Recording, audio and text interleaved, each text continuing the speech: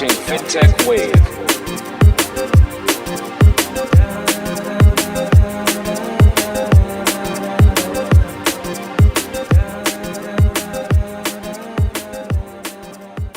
Hey, what's up, everybody? This is Ken from Fintech Wave. I hope you're well. I'm back with another video. But before we get started, I'd just like to remind you, if you haven't already, please click like and subscribe, and also smash that notification bell. Those things help Fintech Wave go up in the rankings, and you'll also be notified when we drop new content on Fintech Wave. And by all means, do comment down below as the video progresses. If you want to jump in and share your views, they're always welcome. Today, I'm just going to keep it brief. You know, everybody knows what's going on. We had a big pullback in the market. Naturally, it happened on a Friday, which is always bad because then we're going into the weekend, and the weekend is when people like to sell anyway. So I'm sure it was a nail biter for everybody. I know I was on the edge of my seat because as we went into the weekend, you know, Bitcoin had pulled down to like 45,000 late Friday night or something like that. And, you know, everybody was like, geez, what's going to happen? Is it going to go below 40? But, you know, it was just an overreaction, I think. It's a couple of things that cause these price drops or rises to be exaggerated. And the main thing is the options activity. Here's an article from CoinDesk that kind of breaks it down. I'll post a link to this. The headline is Bitcoin drops 9K in an hour on spot market selling. El Salvador again buys the dip. And it goes into some key points. The price of Bitcoin plummeted early Saturday, falling nearly 10,000 in roughly an hour to a temporary low of 42,000 before bouncing up to 45,000. Bitcoin has fallen some 15,000 over the past 24 hours. Ether, the second largest cryptocurrency by market capitalization, fell around 1,100 over the same period. The leading cryptocurrency reflected a broader drop in crypto markets, according to CoinDesk's price index, with some cryptocurrencies falling more than 20% over the past 24 hours. Most of these assets appear to have suffered a sharp decline starting around 0400 UTC Saturday. According to CoinGecko, the overall market cap is currently hovering around $2 trillion. This is where we get to the option stuff I was talking about. Spot market selling seems to have driven the cryptocurrency lower. The decline triggered long squeeze in the derivatives market, which in turn led to a deeper slide.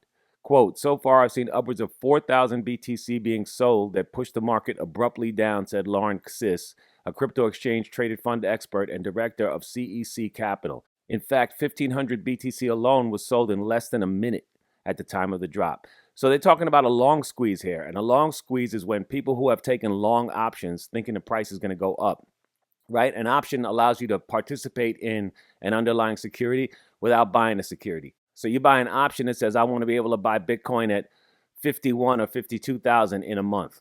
Bitcoin is 50,000, but if you try to buy an option at the money at 50,000 when Bitcoin is 50,000, it's very expensive. So you have to be a little out of the money to be able to afford it. You know what I mean?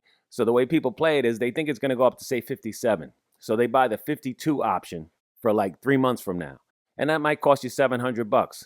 So you buy 10 of them. You spend 7,000. You're controlling 10 Bitcoin, say. And you have the potential, if it goes up to, say, 56,000, those same options that you bought for $700 might be going for like $1,500, depending on how close you are to the expiration when the price rises to that amount. So now your option is in the money by like $800 times 10 is $8,000 profit, right? You bought it for $700. Now it's going for $1,500 because the price of Bitcoin has gone up to whatever amount that causes that option to now be worth this amount. You paid $700 an option. Now it's worth $1,500 an option because Bitcoin has gone up and it looks like it's going to continue to go up. The way most options traders play it is they don't wait until the thing expires. They're like, well, I made 800 times 10. I made 8 Gs on 7 Gs. I bet it didn't double my money. I'm out, right? That's if it goes your way. You're long. Bitcoin went up. You made money. That's the ideal scenario. But if Bitcoin goes against you, if it goes down, now what you have to do is you're saying, I want to buy Bitcoin at 52,000 at some time in the future. Now it's going down 49, 48, 47, and you're in an option and you're probably in on margin, which means you got in with borrowed money. So instead of spending 700 an option times 10, you probably spent 350 times 10, which means you didn't just double your money, you actually quadrupled. But getting back to the other scenario where it's going down and you're on borrowed money, you're going to get liquidated real soon. So what happens is there's a squeeze to sell out. They call it a squeeze. Everybody's running to sell, right? Those long options, the people that thought Bitcoin was going to go higher, that took long positions, are now being squeezed out. They're either being liquidated by the brokers or people are running to sell them before they really go down to zero in value. right? You spent 700 an option. Now it's worth 600, 500, 400. You're trying to cash out before it goes to like 350 and you get liquidated. You probably get liquidated above 350, right? So that you don't lose everything. Most people who trade options put automatic stop losses in place. They automate the thing so that the option triggers a sell before this thing really tanks on them. But the short version is that when the market moves against people playing options, whether they're playing them long or short, there is a squeeze involved. A long squeeze is when the market moves down and people who are long are running to cash out, whether it's brokers or people who hold the options. And a short squeeze is when the market goes up and the people who took short options, and let me quickly explain what a short option is. When you short something, what you're doing is selling it and then saying, I'm going to buy it back later. Say Bitcoin is $50,000, right? What you do is you say, I want to sell Bitcoin at, if you try to sell it at the money, it'll probably be real expensive again. So you say, I want to sell it at 47 because you think it's going to go down to 42. You can sell it at 50 if you want, but that's expensive. So people say, all right, well, I can't afford to sell it at 50 because the premium on that option is going to be ridiculous. So what I'm going to do is I'm going to sell it at 47. That's called a short. You don't own any, but you're selling it. Basically, you're borrowing Bitcoin to sell it with the promise that you're going to buy it back and make the person, whoever it is that you borrowed it from, make them whole when the whole transaction is done. That's what a short position is, right? You sell something you don't have. In order to complete the transaction when everything is said and done, you have to buy it back to give it back to the person that you borrowed it from to close the transaction out. What happens is when you sell it, say the Bitcoin's at 50,000, you think it's going to go down to 40,000 or 42,000. You sell at 47. You take an option at 47, sell it, thinking you're going to buy it back later at 42 and make that $5,000 difference as profit. But instead of going down from 50, it goes 51, 52, 53. And all of a sudden, same thing. You bought those margins on borrowed money. People do this because it multiplies your profits, right? If you have $10,000, you can get X amount of options. And if it goes your way, you might double your money. But if you have $10,000 and your broker lends you another $10,000, right? Now you're on 50% margin. And if it goes your way, now instead of doubling your money, you quadruple your money. And that's the way the options game is played. That's the good news. The bad news is when the market moves against you, you got to hustle to get out. And if you're short and the market goes up and you got to run and close out your short position before you get liquidated, that's called a short squeeze.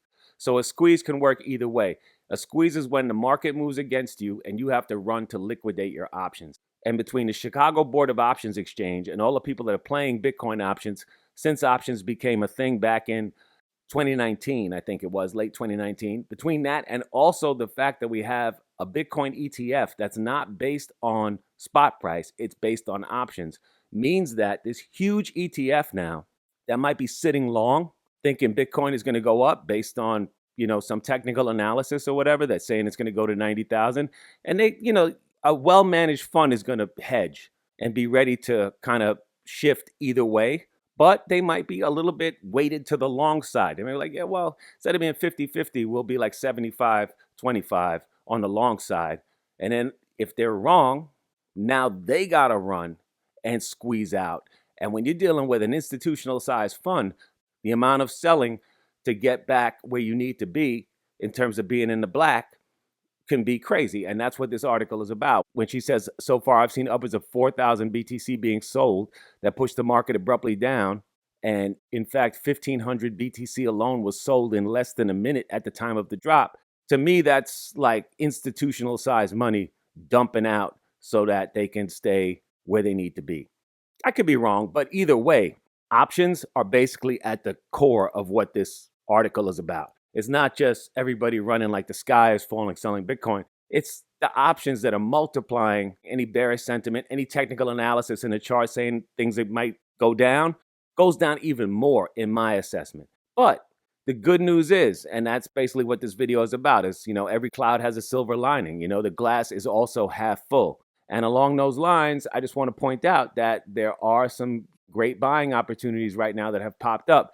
Just to look at a few metaverse tokens, a lot of these tokens have pulled back off their highs significantly, and you could go in and take a position now at a much better price than you could just a week or two ago.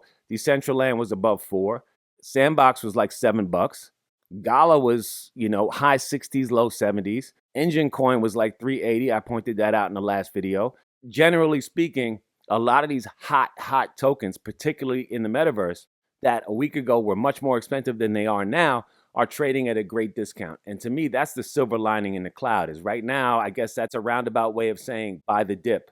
Not financial advice. I'm not a financial advisor, but the way I look at this is we've been here before. Bitcoin was at 66,000 back in May, went down to like 40,000. And then I started showing you articles and subsequent videos about how this fund went in at $40,000 and that fund went in. And if you look at the backstory, all of these companies are getting wallets ready and getting apps ready for this DeFi thing. Jack Dorsey just left Twitter. He didn't leave Twitter to retire. He left Twitter to go headlong into blockchain. It's not going anywhere. You know what I mean? And it might just be that people who are really in a position to control finance and have been controlling finance all these years may want to keep things at a certain level or keep things from getting to a certain level until they can get themselves positioned the way they want to be positioned. And if it means running a headline, or a story in the news or whatever, they can say the sky is falling. And, that'll have an effect on the market. And if it was made up, they can always come back a week later and go, oh my goodness, did we say that? We didn't mean to say the sky was falling. We meant to say the sky was just kind of lowering a little bit. But the damage is already done, right? This is the kind of thing that goes on. Whoever manipulates the press and has the money has a lot of sway in this game. All the more reason why I like to just look at what's going on and study a token and look at the company behind it and what they're doing and say, you know what, does this thing look like it's going to be around in 2 or 3 years? And if so, does it look like it's going to do well? And then I evaluate things along those lines for a longer term play, and I make decisions based on those assessments. As a result, I get certain types of insights. And when I make these videos, I try to share some of them with you. My latest insight is the metaverse is going to explode. Here are some tokens that you might want to look at. They're all trading at a discount right now, thanks to this recent pullback. And to me, that discount is the silver lining amidst the black cloud that's hanging over our heads. Okay, so I hope you find this video useful. Thanks for checking in. I'll catch you guys in the next one. This is Ken from Fintech Wave. Thanks for checking out this latest episode. If you like the content, please hit like and subscribe. Shout out to all the people who've subscribed already. I'm going to try to keep the quality content coming on Fintech. I appreciate you. And there's a link in the description. The Fintech Wave theme is now an NFT. See you next time, everybody. Take care.